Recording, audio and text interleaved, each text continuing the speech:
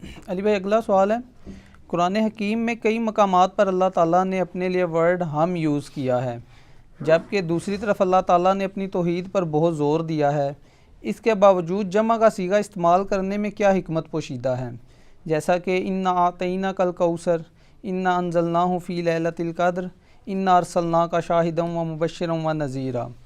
اس قسم کی درجنوں آیات میں لفظ ہم استعمال ہوا ہے۔ بعض علماء کرام ہم سے مراد اللہ اور فرشتے بھی لیتے ہیں، یہ فہم کہاں تک درست ہے؟ ہم تو اس فہم کے ساتھ ایگری نہیں کرتے جی۔ کہیں کو کھینچ تان کے کوئی مسئلہ ایسا کو بنا لیتا ہے تو اس کا اپنا ایک سمجھ لیں فالٹ ہے، ادروائز قرآن کا جو اسلوب ہے نا اس حوالے سے انا، یہ ایک شاہانہ انداز اسے کہا جاتا ہے۔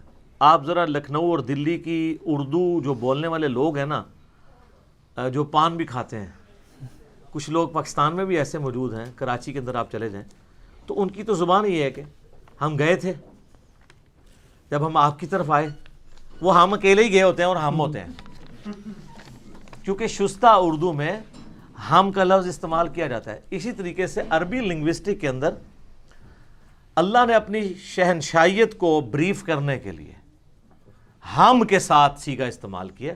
اس کا یہ مطلب نہیں کوئی ایک سے زیادہ الہ ہیں یا اللہ نے اپنے ساتھ فرشتوں کو شامل کیا ہے، نہیں سر، فرشتوں کی کیا مجال ہے کہ وہ بیچ میں ہوں۔ اب یہ جو آیت ہے انا اعطیناک الکوثر، بے شک ہم نے آپ کو خیر کثیر عطا فرمائی، ٹھیک ہے، فصل لربک وانحر، تو آپ اپنے رب کا نام لے کر یعنی اس کی نماز پڑھیں اور قربانی کریں، نحر کریں اونٹ کو، ان شانیک هو الابتر، بے شک آپ کا دشمن بے نام و نشان رہے گا۔ تو کافر تانا دیتے تھے نا کہ نبی علیہ السلام کا کوئی بیٹا نہیں ہے تو یہ نبی بے نام و نشان رہے گا، تو اللہ نے فرمایا ہم نے آپ کو خیر کثیر دی ہے، آپ کی اتنی بڑی امت ہوگی، آپ کی اولاد بھی ہوگی۔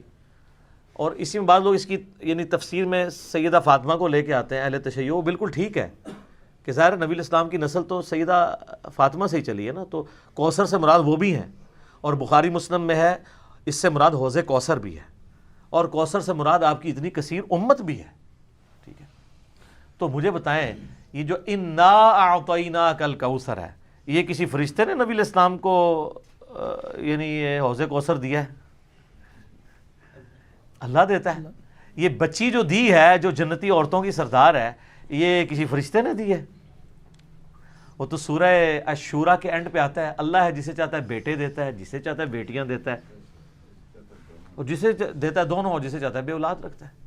وہ کہتے ہیں نہیں جبرائیل نے بھی ایک بیٹا دیتا سی حضرت عیسیٰ نو، دی شکل حضرت مریم نو، اور وہ اللہ تبارک و تعالیٰ نے ایک ذریعے کے طور پہ بنایا ہوا ہے، جس طرح کہ یہ سوئچ ذریعہ ہے لائٹ آن کرنے کا، اگر کرنٹ ہی بیچ میں نہ ہو، آپ سوئچ جتنا مرضی مہنگا لگا لیں، سارے فرشتے اکٹھے کر لیں، اگر اللہ کا امر کن ہی نہ ہو، فرشتے کچھ بھی نہیں کر سکتے۔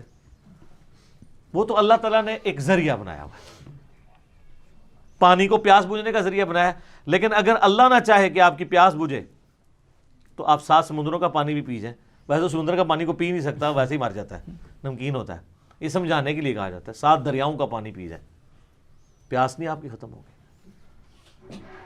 آپ کو اتنی بڑی آگ میں ڈال دیا جائے، اللہ بچا لے گا، حضرت ابراہیم علیہ السلام کو بچایا نا، لیکن وہ ایک دفعہ ابراہیم کو بچایا، ہر دفعہ تو نہیں بچائے گا، لیکن آگ کو اگر اللہ حکم دے دے کہ وہ نہ جلائے تو نہیں جلائے گی، یہ اللہ کے فیصلے ہیں۔ لہٰذا اس طرح کی باتیں کرنا یہ غلط ہے۔ اور فرشتوں کو وہ سورۃ الواقعہ میں بھی کہتے ہیں نا کہ اللہ تعالیٰ فرماتا ہے کہ ہم مرنے والے کے تم سے زیادہ قریب ہوتے ہیں، تو وہ اب چونکہ جو استواء علی العرش کا عقیدہ رکھتے ہیں نا اہل حدیث، یہ اہل حدیث نے زیادہ خرابی کھڑی کی ہے، یہ ہم والی اہل حدیث کے پیٹ میں یہ پیڑ ہوئی کہ اگر یہ آیات جو آ رہی ہیں ہم والی سورۃ الواقعہ میں کہ ہم مرنے والے کے تم سے زیادہ قریب ہوتے ہیں لیکن تمہیں نظر نہیں آتے، اب وہ کہتے ہیں اگر ہم یہ مان لیں گے نا تو ہم تو لوگوں کو یہ کہہ رہے ہیں اللہ عرش کے اوپر ہے، صرف ادھر اس کا علم اور قدرت ہے، اور یہاں اللہ کہہ رہے ہیں ہم قریب ہوتے ہیں، تو سر انہوں نے اتنی کہانی کرائی، آپ تو کہہ رہے ہیں اللہ کو شامل کیا، انہوں نے کہا اللہ کی ہم سے مراد اللہ کے فرشتے ہیں، اللہ کو بیچ میں سے نکال دیا انہوں نے، صرف فرشتوں کو ساتھ شامل نہیں کیا، شامل کر کے اللہ کو باہر نکال، جس طرح یہاں پہ بھی لوگ کرتے ہیں، اولیاء اللہ کے ساتھ اللہ کا لفظ جوڑ کے نا اللہ کو نکال دیتے ہیں، ولیوں کو ہی پوچھنا شروع کر دیتے ہیں۔ تو یہ سلفیوں نے بھی کیا ان آیات کا یعنی غلط تعبیر کرتے ہوئے، انہوں نے کہا اگر ہم یہ مان لیں گے تو سر اس کو تو چھوڑ دیں، اس کا کیا کریں گے؟ نحن اقرب الیہ من حبل الورید. ادھر بھی تعویل کرتے ہیں، وہ کہتے ہیں یہ ہم تمہاری رگے جہاں سے زیادہ قریب ہیں، جو اللہ تعالیٰ فرماتا ہے اس سے مراد اللہ کے فرشتے ہیں، اللہ نہیں ہے. جب آپ نے نہ ماننا ہو تو آپ جو مرضی کریں. اور ہم جب اس طرح کی باتیں کریں گے آپ کو یہ جہمیہ کہیں گے، تو پھر ہم بھی حق رکھتے ہیں ہم انہیں مجسمہ کہیں. ٹھیک ہے، جتنی ان کو پیڑ ہوتی ہے نا اس بات سے، تو اتنی تکلیف ہمیں آتی ہے جب آپ جہمیہ ہمیں کہتے ہیں. ہم دونوں طرح کی آیات پہ ایمان لاتے ہیں، اور سورہ آل عمران کی آیت نمبر 7 میں آیا کہ جو متشابہات ہیں ان پہ ایمان لاتے ہیں، ان کی تعویل نہیں کرتے، اللہ کے سپرد کرتے ہیں. اللہ ہماری رگے جان سے بھی زیادہ قریب ہے جیسا کہ اس کی شان کے لائق ہے. اللہ اپنے عرش پر مستوی ہے جیسا کہ اس کی شان کے لائق ہے. یہ بیچ میں جو کہانیاں داخل کرتے ہیں نا، اس سے نقصان کھڑا ہو جاتا ہے. ان کی وجہ سے یہ انہوں نے کہا فرشتے شامل ہیں، ہم سے مراد، اور کیونکہ اور فرشتوں کو بھی پھر بیچ میں رکھا اور اللہ کو تو ویسے ہی نکال دیا. یہ شاہانہ انداز ہے. ہمارے تبلیغی جماعت والے بھائیوں کو آپ دیکھیں گے کہ اکثر وہ اللہ کے لیے جمع کا صیغہ استعمال کرتے ہیں. اللہ فرماتے ہیں، تو یہ جائز ہے. خود اعلیٰ حضرت بریلوی صاحب نے بھی لکھا ہے اپنے فتاویٰ میں کہ اللہ کے لیے جمع کا صیغہ استعمال کرنا احترام ہے، اگرچہ سنگولر کا صیغہ بھی استعمال کیا جا سکتا ہے، لیکن ہم عموماً سنگولر کا صیغہ استعمال کرتے ہیں. اس میں اپنائیت زیادہ ہے، کیونکہ اللہ اور بندے کا جو رشتہ ہے نا وہ پروٹوکول والا نہیں ہے.